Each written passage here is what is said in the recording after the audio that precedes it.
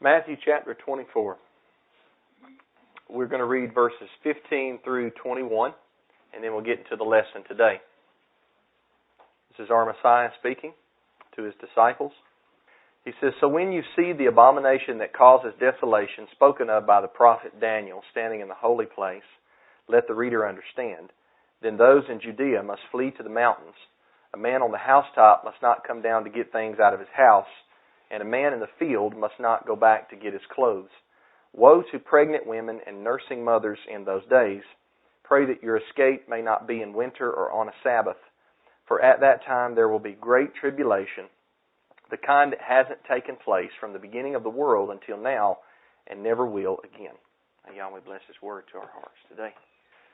In the last lesson, last week, we covered what I like to call the approximate sign of the end of the age, and that is the preaching of the gospel of the kingdom in all the inhabited earth or the inhabited land of the Roman Empire as a witness to all nations.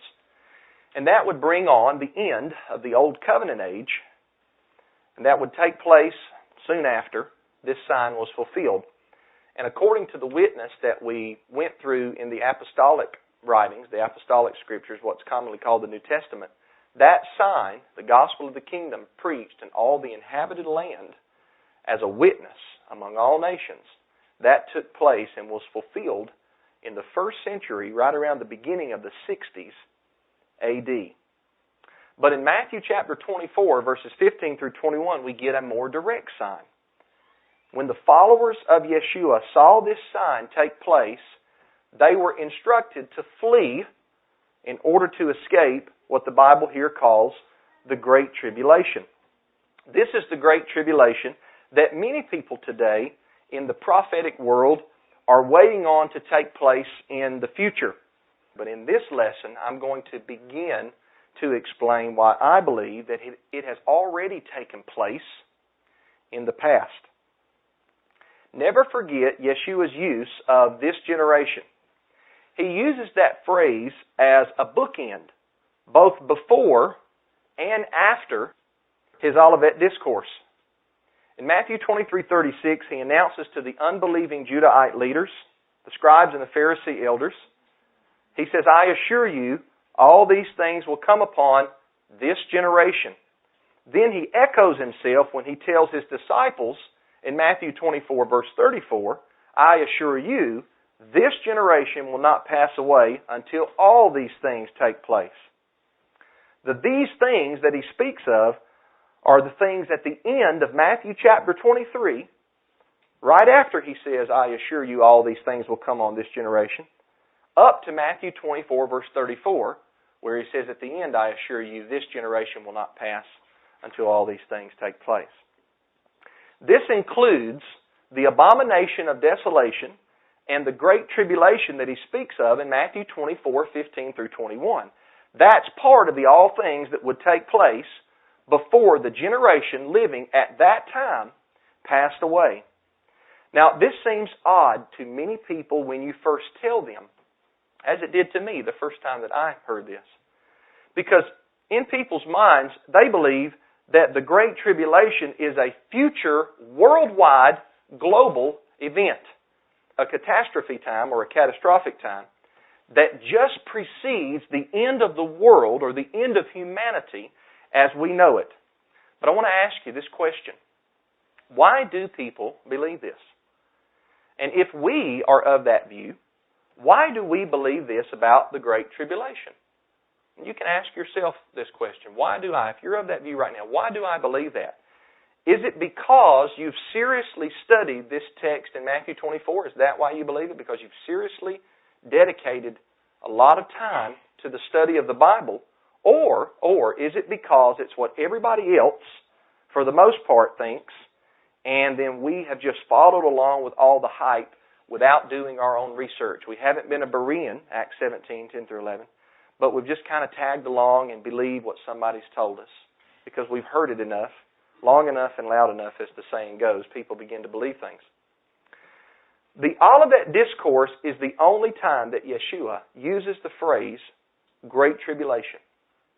And so if we're interested in what He means by great tribulation, we need to study the context of Matthew chapter 24 like we've been doing.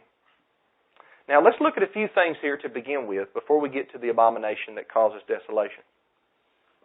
The first thing I'd like you to notice is that Yeshua is telling those in Judea to flee to the mountains. Remember, he's talking to his disciples on the Mount of Olives. And in verse 15 he says, when you see the abomination of desolation. And then in verse 16 he says that when you see this, those in Judea need to flee to the mountains. Why? Why do they need to flee? Well, to escape the great tribulation that Yeshua mentions in verse 21. Verse 21 says, for, then it mentions the great tribulation. It gives you the reason why the disciples of Christ, or the disciples of the Messiah, need to flee to the mountains when they see the abomination of desolation. The conclusion is that the great tribulation is a local event that can be escaped by fleeing to the mountains outside of Judea. Judea is mentioned 43 times in the New Testament. And every time that it's used, it's speaking of a physical location in the land of southern Israel.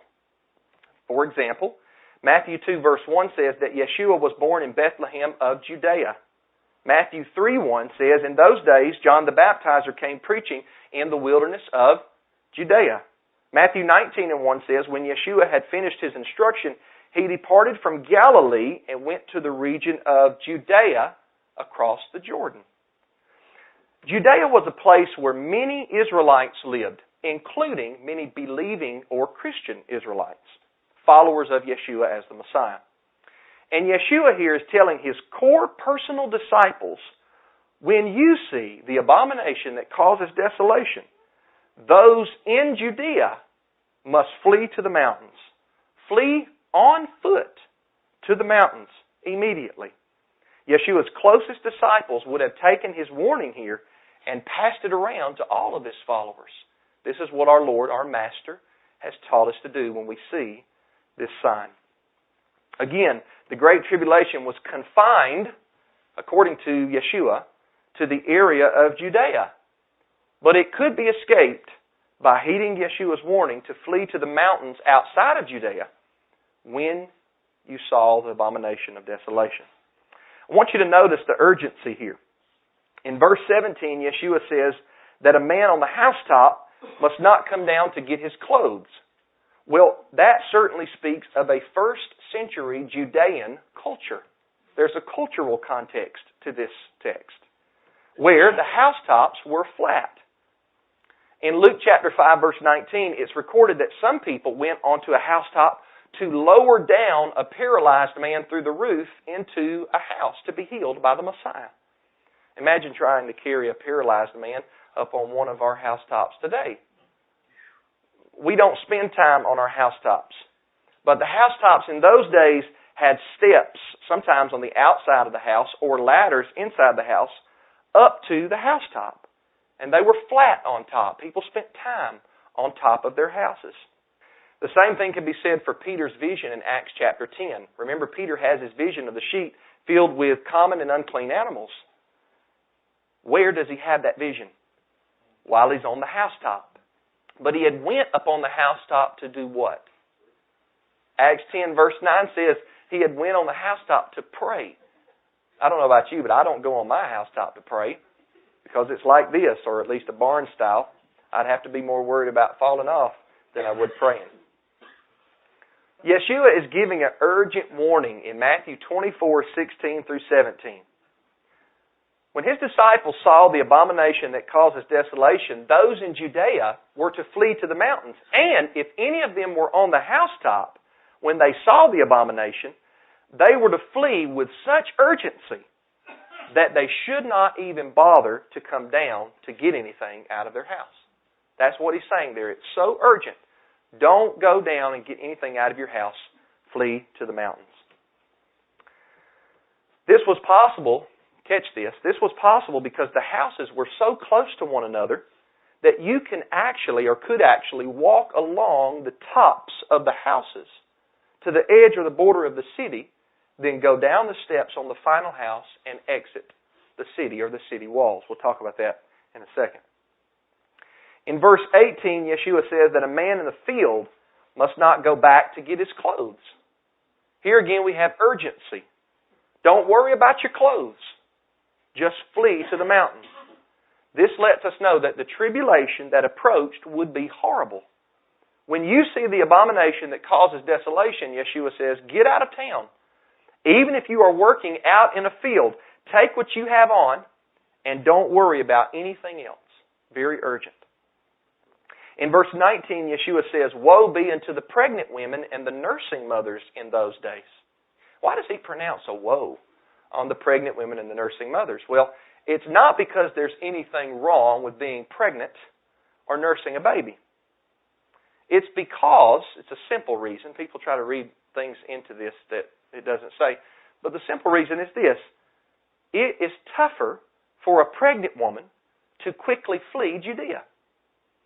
It will be more laborious for a nursing woman or nursing mother to carry her baby with her if she has to flee to the mountains in obedience to Yeshua's instructions when she sees the abomination of desolation. So the woe is not a punishment.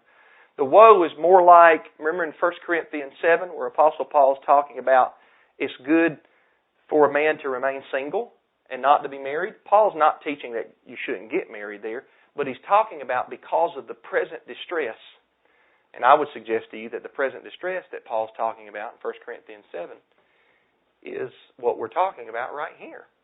The tribulation that Yeshua is prophesying about. And so it's better if you just remain single in that particular scenario or situation. Same thing for a pregnant woman or a nursing mother. It will be better for a woman not to be pregnant or be nursing if they have to flee. It's similar to verse 20 where he tells them to pray that their escape or their flight, their fleeing to the mountains, does not happen in the winter or on a Sabbath. Now, obviously, the winter weather is more difficult to survive in. That's all Yeshua is saying. Pray that when you have to flee, that it's not in the winter. It's more difficult to survive. Spring through fall is more comfortable weather, and there is more in nature to survive off of. On the Sabbath, it would be more difficult to escape because the gates of the city of Jerusalem would often be shut on the Sabbath. Remember, this city was walled with front main entry gates. You can even see this in Nehemiah's day. About 400 years prior to the Olivet Discourse, where Nehemiah commanded that the gates of Jerusalem be shut before the Sabbath day arrived. Why? In order to prohibit people from buying and selling on the Sabbath. Plus, on the Sabbath, everyone would be relaxing and resting, not in an active mood. So a Sabbath day escape would be all around more difficult for the Christian Israelites than a working day escape. Then in verse 21, Yeshua says, For at that time, a time that was yet future to Yeshua, but I believe now is past to us.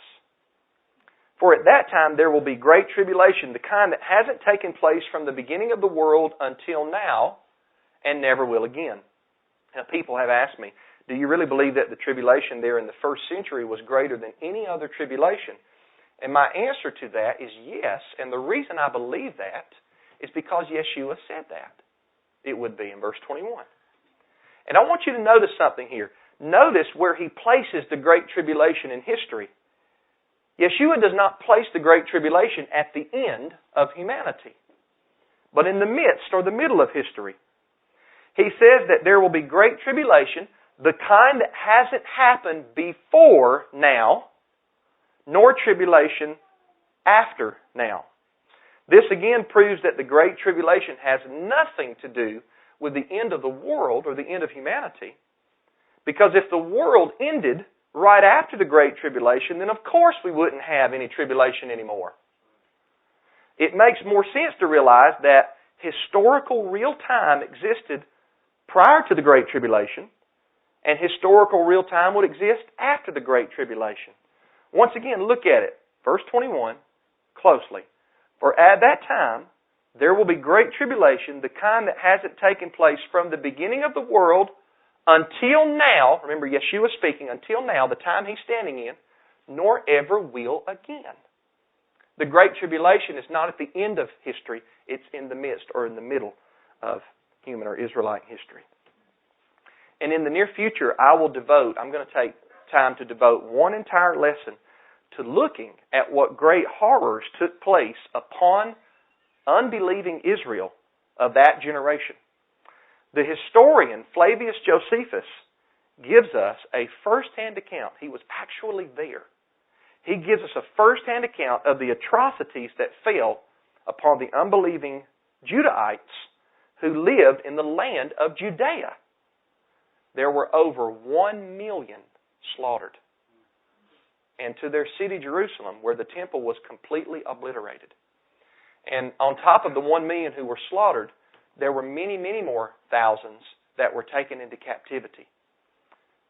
Right now, you might be thinking, I don't know if that was the worst tribulation that has ever been. Number one, we need to trust Yeshua's words. Number two, wait until you hear about some of the things that took place. It will make your skin crawl. It makes me cringe just thinking about it. But we'll get to that at a future lesson. For now, let it be realized that there is nothing in these verses that cause us to have to believe all of this is yet in the future. But there are many points of evidence that do lead us in the direction of believing that these events have taken place in the past to us. Now, I want to begin showing you what the Abomination of Desolation was.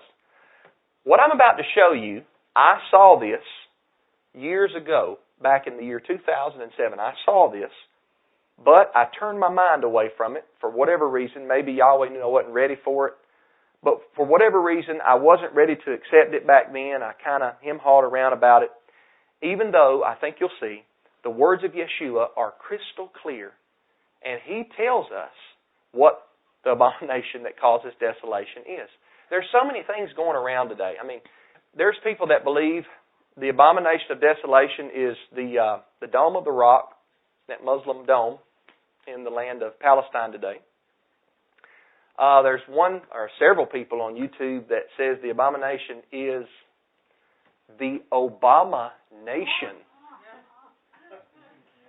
Now, a lot of people want to grab stuff like that and run with it. I believe that he is an abomination to Yahweh, but that's not what Yeshua is talking about right here in Matthew 24. Okay? Don't fall for stuff like that, brothers and sisters. That's eisegesis.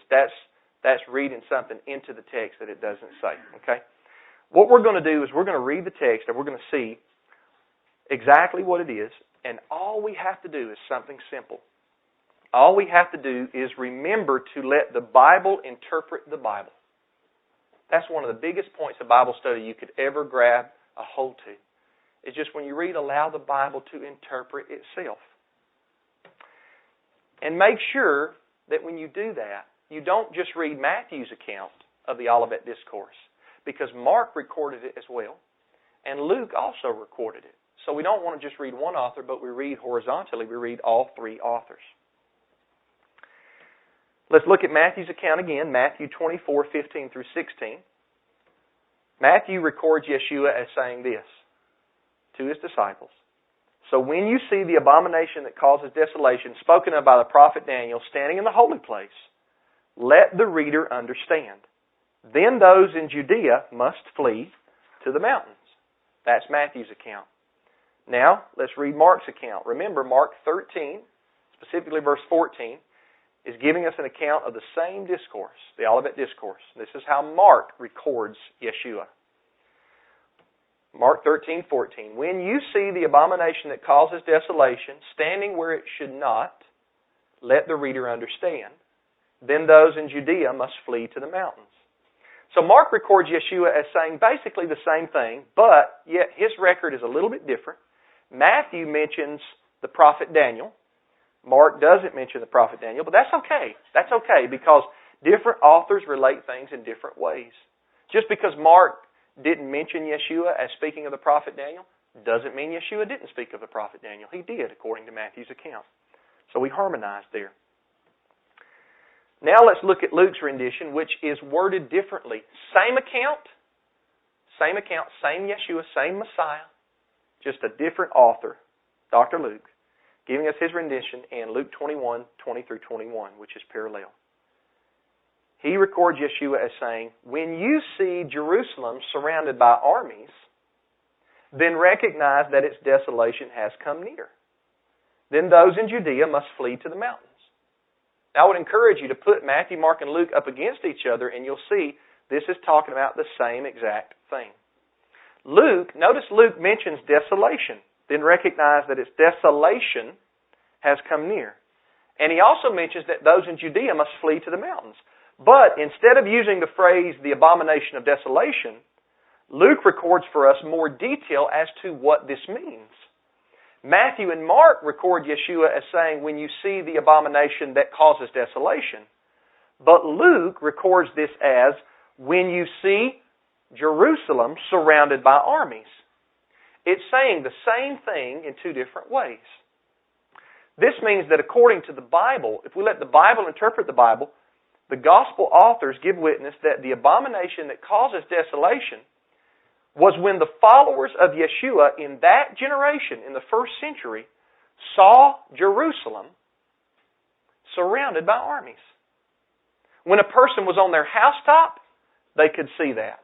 And they didn't go down, and were not to go down and get anything out of their house, but to flee to the mountains. When a person was out in the field, they could see that. And they were not to go back to their house, but they were to flee to the mountains.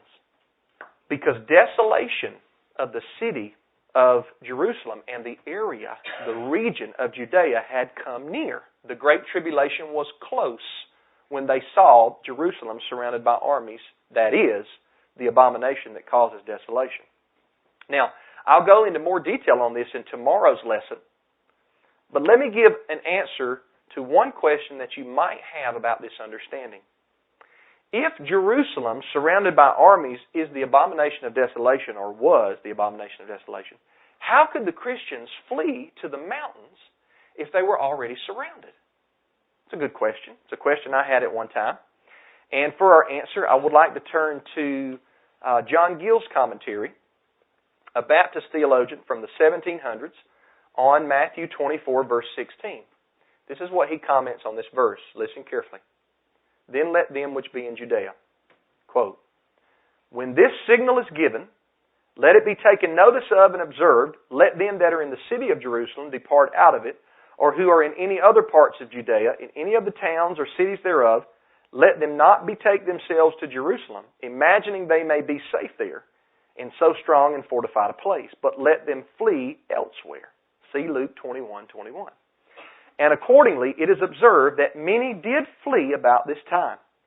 And it is remarked by several interpreters, and which Josephus takes notice of with surprise, that Cestius Gallus, having advanced with his army to Jerusalem and besieged it on a sudden without any cause, raised the siege and withdrew his army, when the city might have been easily taken, by which means a signal was made, and an opportunity given to the Christians to make their escape, which they accordingly did, and went over Jordan, as Eusebius says, to a place called Pella, so that when Titus came a few months after, there was not a Christian in the city, but they had fled, as they are here bidden to.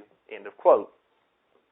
John Gill remarks that both the Israelite historian Josephus, writing in the late 1st century A.D., and the Christian church historian Eusebius, writing in the late 3rd century to early 4th century A.D., record that there was a surrounding of Jerusalem by the army of Cestius Gallus, who was a Roman officer.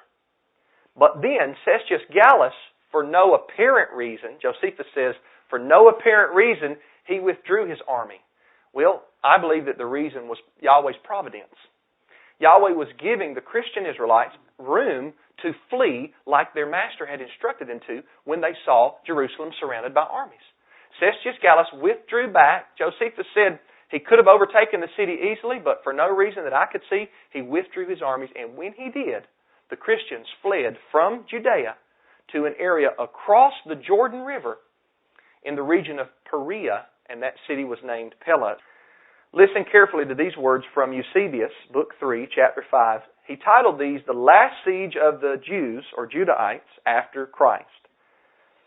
And if you read Eusebius, I have Eusebius's church history in my library, it will be good for you to read all the points 1 through 7. I'm just going to read point 3 here. Listen to what he says. Quote, "But the people of the church in Jerusalem," speaking of believers in the Messiah, "had been commanded by a revelation." I think the revelation he's talking about was from the Messiah in Matthew 24:16. "Vouchsafed to approved men." Approved men here, I believe, are the personal disciples of the Messiah that first heard him speak the Olivet Discourse. "There before the war, to leave the city and to dwell in a certain town of Perea called Pella. And when those that believed in Christ had come there from Jerusalem, then, as if the royal city of the Jews and the whole land of Judea were entirely destitute of holy men, the judgment of God at length overtook those who had committed such outrages against Christ and His apostles, and totally destroyed that generation of impious men," into that quote from Eusebius. This is exactly what Yeshua warned Jerusalem of in Luke 19:41 through 44. I read this in previous lessons, but let's read it again. In Luke 19:41 it says, "As he," speaking of Yeshua, "approached and saw the city of Jerusalem, he wept over it." He cried. Why? Saying, verse 42, "If you knew this day what would bring peace, but now it is hidden from your eyes.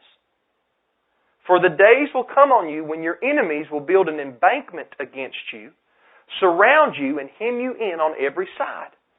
They will crush you and your children within you to the ground, and they will not leave one stone in another in you, because you did not recognize the time of your visitation."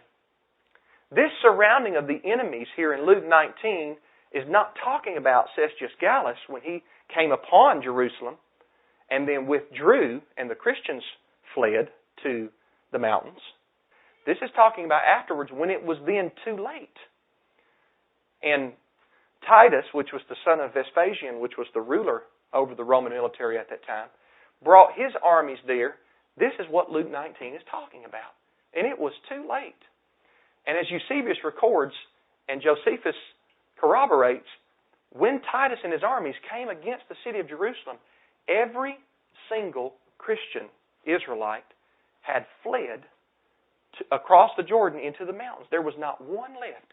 They were protected by Yahweh because they took heed to the Messiah's instructions. When you see this take place, if you're in Judea, flee to the mountains. Yeshua also said to the unbelieving Judahites in Matthew 23:36 through 38, He says, "I assure you," this is just before the Olivet Discourse, "all these things will come on this generation." Verse 37, "Jerusalem, Jerusalem, the city who kills the prophets and stones those who are sent to her." I remember in a sermon where I was teaching through Matthew 23, where it talks about how that Yahweh would send prophets to His people. Jeremiah 7, Jeremiah 25, I can't think of all the text, I'm going by memory. But they wouldn't listen. Their hearts became obstinate and their ears were dull and they would not listen. And Yeshua is calling out to the city of Jerusalem and He says, "You kill the prophets and you stone those who are sent to you. How often I wanted to gather your children together as a hen gathers her chicks under her wings, yet you were not willing. See, your house is left to you desolate." That's the temple. Then He turns His back on the temple and He walks out of the temple. The temple which was once, He called my Father's house when He was 12 years old. "Didn't you know I'd be in my Father's house?" He told His mother. Now He's calling it your house because the Spirit of Yahweh left. And it was a stone cold place. And what He prophesied about in the Olivet Discourse, that there wouldn't be one stone left upon another that won't be thrown down, that came to fruition from 67 to 70 AD. And many atrocities were brought upon the unbelieving Judahites. Yeshua knew that judgment was going to come upon first century rebellious Judah. And the reason, Luke 19:44 tells us the reason. He says, because you did not recognize the time of your visitation. The Messiah came for a visit. And as a nation, as a whole, they did not recognize the visitation time. So this will have to come upon them. Well, this is exactly what John 1:11 says. It says He came to His own, and His own people did not receive Him. That's talking about the nation of Judah, not just Israelites in general, but specifically the nation of Judah, because Yeshua was from what tribe? He was from the tribe of Judah. He came to Judah first. And this says that they didn't receive Him. This doesn't mean that none of them received Him, because the very next verse says, to those who did receive Him. Okay? But as a whole, as a nation, they did not receive Him. They killed Him. They cried out, crucify Him, crucify Him. Praise Yahweh, some of them repented as Peter preached to them on the day of Pentecost. Some of them repented. And then in Mark chapter 12, verse 6, which is Mark's account of the parable of the vineyard, the parable of the vineyard is such a key parable. This is a thread that runs through the entire New Testament. But the parable of the vineyard, I taught on this in Matthew 21. It is such a key. But in Mark's account of the parable of the vineyard, Mark records Yeshua as saying that the landowner represents Yahweh, the Father. It says He still had one to send, a beloved Son. Finally, He sent Him to them, saying, they will respect my Son. But what did they do to the landowner's son? They killed him and threw him out of the vineyard. Who did the landowner send his son to? Judah. But they didn't receive him. The landowner said, surely they'll reverence, they'll respect my son. Remember, he had been sending his slaves, which his slaves represented the prophets. They kept beating the slaves, mocking the slaves. Finally, he said, I'll send my son. Surely they'll respect him. No, they killed him and threw him out of the vineyard like trash. They were the builders. Yahweh sent His Son to them, the chief stone of the corner. But the builders rejected the stone that came in the name of Yahweh. They rejected the stone. So judgment, therefore, had to come upon them.